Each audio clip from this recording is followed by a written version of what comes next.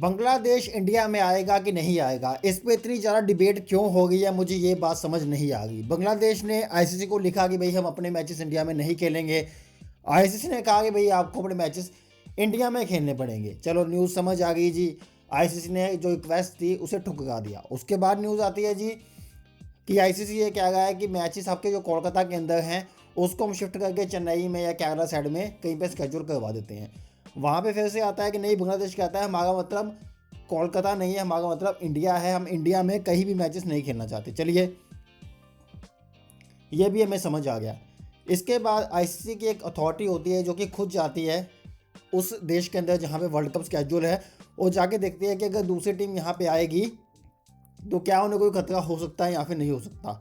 इस रिपोर्ट को सबमिट किया गया। उस रिपोर्ट के अंदर बताया गया कि बांग्लादेश को इंडिया में आके मैचेस खेलने के लिए कोई भी इशू नहीं है और वो इजीली इन मैचेस को यहाँ पे खेल सकते हैं। जब वो रिपोर्ट बीसीबी को दी गई, बांग्लादेश क्रिकेट बोर्ड को, तो वो उन्होंने जिस तरीके से रिपोर्ट को पढ़ा, उन्होंने कहा कि इस रिपोर्ट के अनुसार तो हमें ये कहा जा रहा है कि जो हमारा मेन बॉलर है उसको टीम के अंदर ना डाला जाए, हमारे रिएक्शंस को रोका जाए, ये है वो है। इट मीन्स के आईसीसी ने रिपोर्ट बनाई है वो एक डिफरेंट वे में है, बांग्लादेश जो रिपोर्ट पढ़ रहा है वो डिफरेंट वे में है। उसके बाद वीडियो कॉन्फ्रेंसिंग पे बात होती है आईसीसी की और बीसीबी के चेयरमैन की। उसके बाद अभी तक कोई भी स्टांस क्लियर नहीं हो पाया है कि बांग्लादेश इंडिया के अंदर मैचेस खेलेगा नहीं खेलेगा, श्रीलंका के अंदर जाके खेलेगा, कुछ भी समझ नहीं आएगा। और इसके बीच में एक और नया सिक्का फेंका गया कि जो बांग्लादेश के मैचेस है वो पाकिस्तान के अंदर स्केड्यूल करवा दिए जाए। तो भाई मुझे ये समझ नहीं आ गई कि बांग्लादेश एक ऐसी टीम जो आज तक वर्ल्ड कप नहीं जीती, जो आज तक फाइनल के लिए क्वालिफाई नहीं की, जो आज तक कोई बड़ा मेजर टूर्नामेंट नहीं जीती और उसे क्रिकेट का टेस्ट स्टेटस मिले हुए 26 साल हो चुके हैं। 2000 के अंदर बांग्लादेश को टेस्ट स्टेटस मिला था और उस टेस्ट स्टेटस को दिलवाने के लिए इंडिया ने मेजर रोल प्ले किया था। बांग्लादेश बनाने के लिए इंडिया ने मेजर रोल प्ले किया था। आज के दिन की अगर मैं बात करूं तो बांग्लादेश की 20 से 30 लाख की जो आबादी है, जो मुस्लिम आबादी है, आज भी आपको इंडिया के अंदर घूमती मिल जाएगी, जिनके पास कोई पासपोर्ट नहीं है, जिनके पास कोई वीज़ा नहीं है, जिनके पास कोई वर्क परमिट नहीं है, जिनके पास कोई भी अथॉरिटी नहीं है कि वो इंडिया के अंदर आके रह पाएँ। वो इंडिया में आते हैं, वो कहते हैं जी हम रोहिंग्या हैं, हम रेफ्यूज़ी हैं, हम इंडिया में रहेंगे, हम कहाँ जाए। भाई जहाँ मर्जी जाओ, यहाँ पे क्यों आना है आपने। बांग्लादेश जो है, आप बांग्लादेशी हैं, वर्ल्ड में आप कहीं भी जाओ, आप इंडिया में क्यों आते हो। इंडिया में इसलिए आ गए हो क्योंकि इंडिया में आपको खाना खाने के मिलता है। बांग्लादेश क्रिकेट बोर्ड और बांग्लादेश के लिए काफ़ी ज़्यादा क्रिकेट खेल चुके बड़े प्लेयर तमीम इकबाल, जिन्होंने कि जब 2007 वर्ल्ड कप में इंडिया को हराया था बांग्लादेश ने वर्ल्ड कप में एक बार, तो उस मैच के अंदर तमीम इकबाल ने अच्छा परफॉर्म किया था। उसके बाद भी तमीम इकबाल काफ़ी बड़ा नाम है बांग्लादेश क्रिकेट का और शकीब अल हसन के साथ ही तमीम इकबाल का नाम लिया जाता है। तो तमीम इकबाल ने ये कहा कि भाई ये मुद्दा इतना बड़ा मत करो, इंडिया ने हमें काफ़ी ज़्यादा सपोर्ट किया है और हमारे क्रिकेट को आगे लेके जाने के लिए हमें फ्यूचर में इंडिया की नीड पड़ेगी। लेकिन फिर भी जो बांग्लादेश अभी है वो दो गुटों में भिड़ चुका है।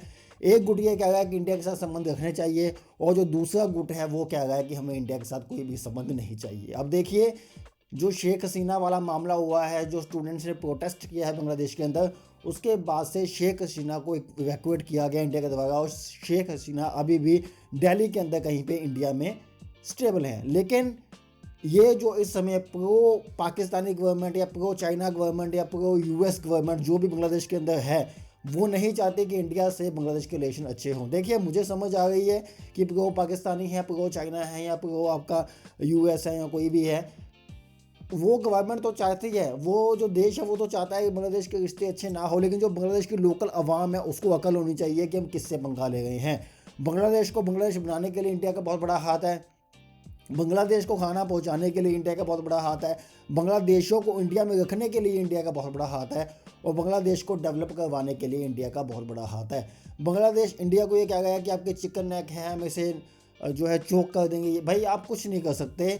आपको, मेरा तो क्लियर स्टांस है कि अगर बीसीसीआई के सामने बांग्लादेश खड़े होने की कोशिश भी कर रहा है ना, तो बीसीसीआई को चाहिए कि भाई आज से इस तारीख से आने वाली जब तक दुनिया ख़त्म नहीं होती, ना ही इंडिया कभी बांग्लादेश जाएगा और ना ही कभी बांग्लादेश इंडिया के अंदर आना चाहिए और ना ही कभी इंडिया बांग्लादेश के साथ कोई क्रिकेट नहीं खेलेगा अगर वो वर्ल्ड कप के अंदर इंडिया में नहीं आते हैं। क्योंकि आप देखिए कि इनका जो स्ट्रेटजी है, ये जो देशों की स्ट्रेटजी है, चाहे वो पाकिस्तान है और भी बांग्लादेश उसके अंदर मिल रहा है, इससे क्या होगा, जो पाकिस्तान और श्रीलंका के मैचेस तो श्रीलंका में होने ही हैं, लेकिन बांग्लादेश की मैचेस भी श्रीलंका के अंदर शिफ्ट हो जाएंगे।